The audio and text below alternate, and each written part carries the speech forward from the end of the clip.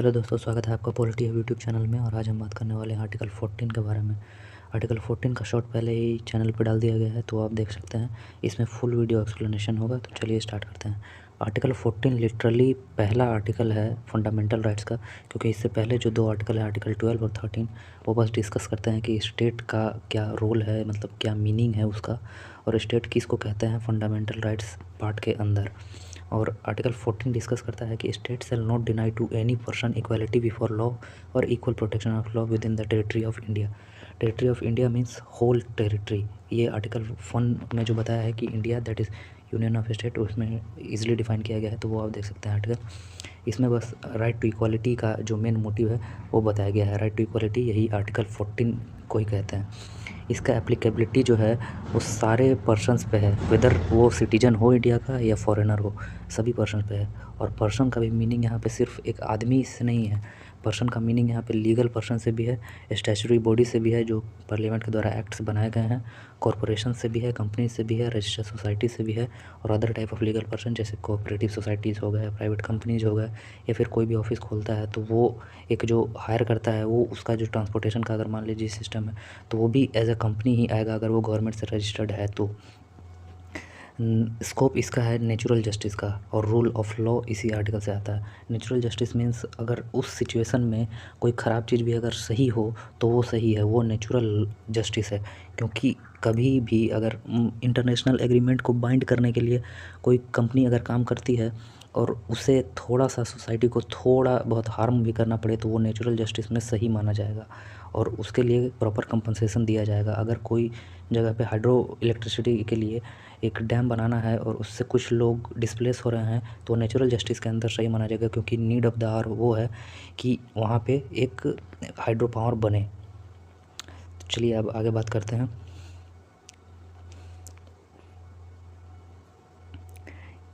Rule of law और rule of law that is equality before law और equal protection of law, ये दोनों का डिफरेंस है। कि इक्वालिटी बिफोर लॉ में बात करता है कि नो स्पेशल प्रिविलेजेज, किसी को स्पेशल प्रिविलेज नहीं मिलेगी क्योंकि वो एक एक्स्ट्रा आदमी हो गया, जैसे कि एक पॉलिटिशियन हो गया तो उसको स्पेशल प्रिविलेज नहीं मिलेगा। Law of the land equal subjection to all person to the ordinary law of the land administered by ordinary law court. मतलब लॉ कोर्ट में जो कानून सुनाया जाएगा वही सभी के लिए मान्य होगा, सभी के लिए बाध्य होगा, और उसके लिए कोई एक अलग से लॉ नहीं बनेगा कि वो एक स्पेशल बंदा है, वो एक अमीर आदमी है तो उसके लिए अलग से लॉ बने। लॉ इज़ पैरामाउंट, मतलब चाहे वो अमीर हो, गरीब हो, हाई क्लास का हो, लो क्लास का हो, ऑफिशियल हो, नॉन ऑफिशियल हो, सारा लॉ के सामने सेम ही है, सारे बंदे सेम ही हैं। वहाँ पे सिर्फ लॉ का सुप्रीमेसी है और किसी भी बंदे का सुप्रीमेसी नहीं होगा। इक्वल प्रोटेक्शन ऑफ लॉ में बात करते हैं कि equal treatment in similar circumstances, मतलब कि जो आदमी जिस स्थिति में है, तो दो आदमी अगर एक स्थिति में है तो उसको सेम माना जाएगा। अगर एक आदमी अमीर है, एक आदमी गरीब है और दोनों का स्थिति थोड़ा सा अलग है डिसीजन मेकिंग का, तो उसको सेम नहीं माना जाएगा इसमें। Similar application, the similar application of the same laws of the person who are similarly situated, वही बात है कि डिसीजन उस डिपेंड उस चीज़ पे करता है कि वो सिचुएशन उसका क्या है। Like should be treated alike, the like should be treated alike without any discrimination. यहाँ पे सेम बंदे को सेम ही दोबारा से कहा जाएगा। और इसके कुछ और भी डिफरेंसेस हैं, वो देख लेते हैं। जो इक्वालिटी बिफोर लॉ है ये ब्रिटिश ओरिजिन का है, और जो इक्वल प्रोटेक्शन ऑफ लॉ है ये यूएस कॉन्स्टिट्यूशन से लिया गया है, क्योंकि वहाँ पे जो उसका जुडिशल सिस्टम है वो काफ़ी स्ट्रॉन्ग है। जो इक्वालिटी बिफोर लॉ है वो निगेटिव कॉन्सेप्ट है। निगेटिव कॉन्सेप्ट है क्योंकि यहाँ पे किसी को भी स्पेशल प्रिविलेज नहीं दिया रहा है, किसी भी इंडिविजुअल को स्पेशल प्रिविलेज नहीं दिया रहा है, सबको सेम रखा जा रहा है। और इक्वल प्रोटेक्शन ऑफ लॉ जो है वो पॉजिटिव ऑब्लिगेशन है, क्योंकि ये इसलिए पॉजिटिव कॉन्सेप्ट है कि सोशल और इकोनॉमिक चेंज जो है वो यहाँ पे दर्शाता है कि सोशल और इकोनॉमिक अगर किसी का अलग अलग सिचुएशन है तो वो उस समय पे डिसीजन मेकिंग कैसा करता है उसके लिए वो ज़रूरी है, ना कि वहाँ पे सबको इक्वल दर्शा दें उसके बाद उसको एक अलग मोटिव से देखा जाए। इसलिए यहाँ पे किया गया है ताकि रिच अगर किसी भी सिचुएशन में डिसीजन मेकिंग कर रहा है तो वो अपने हिसाब से डिसीजन मेकिंग करे, ना कि गरीब को देख के करे, क्योंकि उसका सिचुएशन कम्प्लीटली डिफरेंट है। रिच के लिए जो एक डिसीजन मायने रखता है वो करोड़ों में होगा या फिर लाखों में होगा, लेकिन गरीब के लिए वो सिर्फ हज़ारों में होगा। इसलिए वहाँ पे डिसीजन मेकिंग डिपेंड करता है कि उस जगह पे कौन सही है, कितना सही है। Thank you.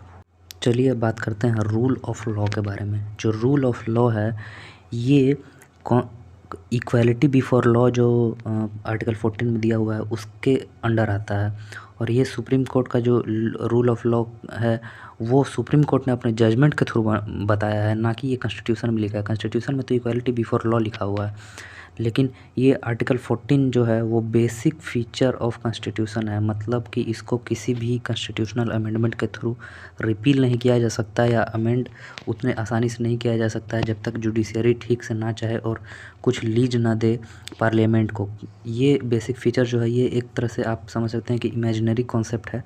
इसका कहीं भी जिक्र पार्लियामेंट में ना पार्लियामेंट के किसी रूल में किया गया है, ना अमेंडमेंट के किसी रूल में किया गया है, और ना ही वो एक आप कह सकते हैं ना कि जो कॉन्स्टिट्यूशन जो रॉ फॉर्म बना हुआ था 1950s में वो उसमें भी बेसिक फ़ीचर का कहीं मेंशन नहीं है। बेसिक फ़ीचर पहली बार केशवानंदा भारती केस में आया था 1973 में, और उसी समय से ये काफ़ी चर्चे में चल रहा है क्योंकि ये पार्लियामेंट के अनरिस्ट्रिक्टेड पावर को कंटिन्यू करता है ताकि पार्लियामेंट कुछ भी चेंज ना कर सके कॉन्स्टिट्यूशन के साथ। ये जो रूल ऑफ लॉ है ये ब्रिटिश जूरिस्ट एवी डाइसी के द्वारा प्रोपाउंड किया गया था पहली बार। अब बात करते हैं कि आर्टिकल 14 का जो कुछ एक्सेप्शंस है वो क्या है। आर्टिकल 14 के कुछ एक्सेप्शंस हैं, जैसे कि डायरेक्टिव प्रिंसिपल जो फंडामेंटल राइट्स के बाद दिए हुए हैं 36 आर्टिकल से लेके और 51 आर्टिकल तक। तो उसमें जो 39th आर्टिकल का सब क्लॉज बी है और सी है वो जो है वो वायलेटिव है आर्टिकल 14 का, क्योंकि उसमें राइट टू इक्वालिटी की बात नहीं है। उसमें कुछ लोगों के राइट्स का हनन हो रहा है कि वो पहले से ज़मींदार थे तो उनका ज़मीन क्यों नहीं छीना गया और उनका ज़मीन को सरकार कैसे एक्वायर कर सकती है, तो वो वायलेटिव था।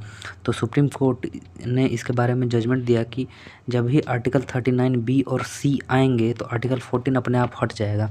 जैसे आर्टिकल 39 बी में लिखा हुआ है कि the ownership and control of people over any material resources under the community should be distributed as it for the common good for the public.